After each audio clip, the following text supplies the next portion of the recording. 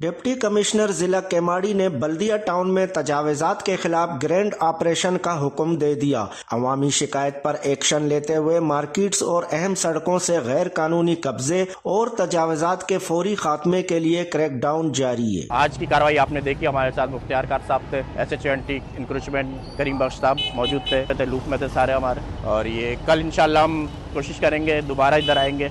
कल ये गुल प्लाजा जैसा सानिया अल्लाह ना करे हो सकता है, जैसे वार्निंग जारी की गई है एट लिस्ट पे की हुई है इसको, तो ये कल या परसों हम इंशाल्लाह अंदर भी कार्रवाई करेंगे। ये 3 दिन का हमारा ऑपरेशन है, ये इंशाल्लाह उसके बाद फिर कंटिन्यू एक रूटीन पर रहेगा। ये आज तो 3 दिन की हमारी ये इंक्रोचमेंट ड्राइव है। आज 24 मार्केट को हमने ये इंक्रोचमेंट हटाई है और 2 दिन मजीद भी है हम इंक्रोचमेंट हटाएंगे। और कोई भी आदमी अगर इसको दोबारा आने की कोशिश करेगा तो उसके वेफा इलाज की जाएगी। ये ऑपरेशन मुतमईन वाला नहीं है, ये शाम में आओ 6 बजे के बाद। इधर पैर रखने की जगह नहीं तो किसी की माँ बहन नहीं गुजर सकती मेरे भाई। हाँ, लोगों की रोड पे कुर्सियां टेबलें लगी होती है, सब केबिन बाहर होते हैं, टाउन वाले पैसे लेते हैं चलान के। ये किस चीज का ऑपरेशन हो रहा है? ये सिर्फ खाना पूरी हो रही है बस। कि ये ऑपरेशन मगरिब के बाद होना चाहिए, सुबह के टाइम पे तो कोई भी नहीं होता।